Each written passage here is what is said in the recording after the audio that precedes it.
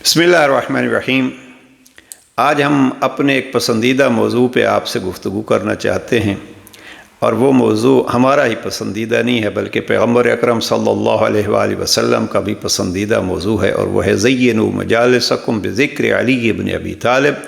جناب پیغمبر اکرم فرماتے ہیں اپنی محفلوں کو، اپنی مجلسوں کو زینت دو علی ابن ابی طالب کے ذکر سے۔ حقیقت کیا ہے؟ اس لیے کہ ذکر علی کو پیغمبر اکرم نے فرمایا کہ انا مدینۃ العلم وعلی بابها، میں شہر علم ہوں، علی اس کا دروازہ ہیں۔ علی دروازہ ہوں گے تو آپ نبی تک پہنچیں گے، نبی تک پہنچیں گے تو خدا تک پہنچیں گے۔ تو یہ دروازہ، دروازے سے گھر، گھر سے مالک کے گھر خدا۔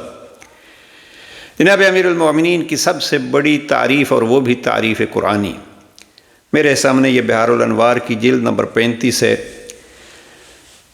بزرگوں کے حوالے سے قال شیخ المفید فی کتاب الفصول قال المعمون یوما للرضا علیہ السلام۔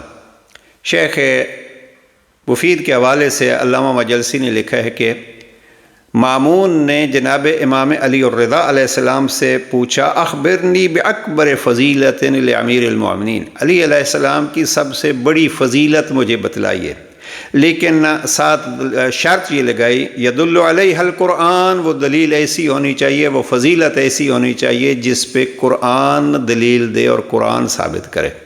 اب جناب امام علی الرضا علیہ السلام کا یہ فرمان فقال الرضا فضیلت فی المباحلہ، جناب علی علیہ السلام کی سب سے بڑی فضیلت آیت مباحلہ ہے۔ اور پھر امام نے فرمایا کہ قال اللہ جل جلالہ فمن حاجک فیہ من بعد ما جاءک من العلم فقل تعالوا ندعو ابناءنا وابناءکم ونساءنا ونساءکم وانفسنا وانفسکم ثم نبتہل فنجعل لعنت اللہ علی الکاذبین۔ یہ الحمدللہ ہمارے بچے کو آیت یاد ہے، اور جنہیں یاد نہیں ہے والدین اپنے بچوں کو یاد کرائیں، اور جوان جو ہیں وہ خود اس کو یاد کریں۔ یہ سورہ آل عمران کی آیت نمبر 61 ہے۔ مبالغہ کا واقعہ اگر کسی کو دیکھنا ہے تو وہ جا کے سیرت امیر المومنین پڑھیں، اس میں بڑی تفصیل سے علامہ مفتی جعفر حسین مرحوم نے اس کو بیان کیا ہے، اور بڑے ہی پیارے پیارے پوائنٹس جو ہیں وہ انہوں نے نقل کیے ہیں، جو میں اس وقت نقل نہیں کر سکتا۔ بہرحال تفصیل وہاں مباحلے کی موجود ہے۔ تو چونکہ 24 ذی الحجہ 9 ہجری فتح مکہ کے بعد جناب پیغمبر اکرم نے مختلف علاقوں میں دعوتیں دیں، اور نجران اس وقت عیسائیت کا مرکز تھا، وہاں بھی دعوت دی گئی، اور عیسائی تحقیق کرنے کے لیے آئے۔ 60 بھی بعض نے لکھے ہیں، 70 بعض نے لکھے ہیں، یہ قافلہ آیا تحقیق کا، اور علمی گفتگو ہوتی رہی، لیکن عیسائی آخر میں نہ مانے کہ جناب عیسیٰ اللہ کے بیٹے ہیں، اللہ ہیں، اور پھر اس پہ گفتگو ہوتی رہی۔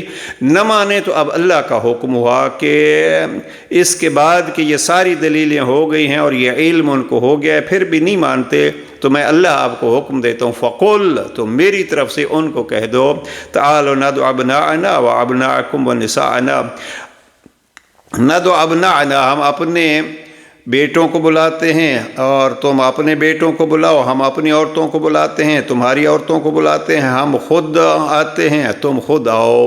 اب یہ جو آیت ہے اس میں لفظ نفس جو ہے یہ حقیقت میں جناب امام علی الرضا علیہ السلام فرماتے ہیں کہ باقی فقان نفسہ علیہ السلام بحکم اللہ عز وجل، علی حکم خدا سے نفس رسول ہیں۔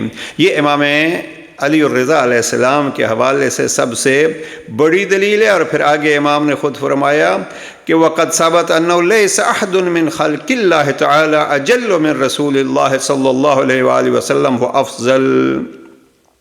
تو اس آیت سے یہ ثابت ہوتا ہے، اور قرآن مجید کے حکم سے، بلکہ جناب امیر علیہ السلام کی عظمت جو ہے وہ یہ قرآن مجید میں اس انداز سے ہے کہ اللہ کے رسول کے نزدیک سب سے افضل اور سب سے اجل خلق خدا میں کون ہے؟ وہ ذات علی ابن ابی طالب ہیں۔ اب ان لا یکون احد افضل من نفس رسول اللہ، اس لیے کہ نفس رسول سے کوئی زیادہ افضل نہیں ہو سکتا، اور علی نفس رسول ہیں۔ اب یہ بحث جو ہے وہ پھر انہوں نے علامہ مجلسی نے یہیں زمخشری کی کتاب تفسیر الکشاف سے بعض جملات یہاں لکھے ہیں، اور پھر یہ امام علی رضا علیہ السلام کی گفتگو بھی آگے جاری ہے۔ اور میں بس اتنا عرض کرتا ہوں کہ مامون جیسے شخص کو بھی پتہ تھا کہ قرآن علی کے فضائل بیان کرتا ہے، اس لیے پوچھا تھا قرآن کے حوالے سے بڑی دلیل کون ہے؟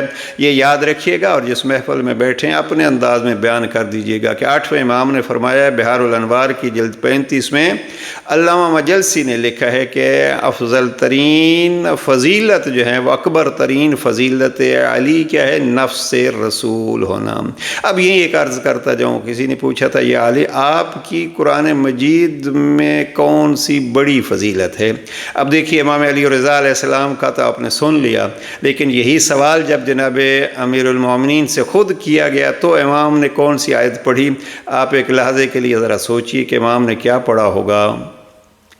جناب امام نے سورہ رعد کی وہ آیت پڑھنا شروع کی، یقول الذین کافروا لست مرسلا قل کفی باللہ شہیدا بینی و بینکم ومن عندہ علم الکتاب۔ کافر کہتے ہیں کہ تو اللہ کا رسول نہیں ہے، یعنی پیغمبر اکرم کو قرآن مجید میں خطاب ہے، یقول الذین کافروا لست مرسلا، کافر کہتے ہیں کہ آپ اللہ کے بھیجے ہوئے نہیں ہیں، اللہ کے رسول نہیں ہیں۔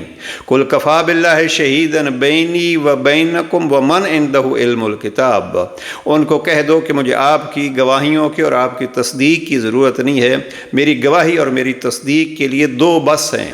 کفا باللہ، پہلا کیا ہے؟ میرے لیے اللہ کافی ہے، قل کفا باللہ شہیدا بینی و بینکم، اور دوسرا کیا ان سا گواہ ہے؟ ومن عندہ علم الکتاب، اور میرے لیے اللہ کے ساتھ دوسرا وہ گواہ ہے کہ جس کے پاس علم الکتاب ہے۔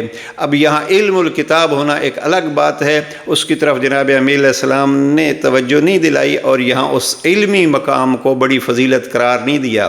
ذرا توجہ فرمائیں، امام فرماتے ہیں یہاں مجھے اللہ نے رسول کا گواہ قرار دیا ہے، اور وہ بھی کون؟ ایک گواہ اللہ اور ایک گواہ علی ابن ابی طالب۔ تو جناب امیر علیہ السلام سورہ رعد کی اس آیت کو اپنی سب سے بڑی فضیلت کے طور پر پیش کرتے ہیں۔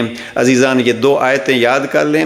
مباحلے میں ابھی میں زمخشری کی باتیں میرے سامنے ہیں، اور یہ جو کچھ علامہ مجلسی نے لکھا ہے، میں نے خود زمخشری کو دیکھا ہے، تفسیر کشاف کو۔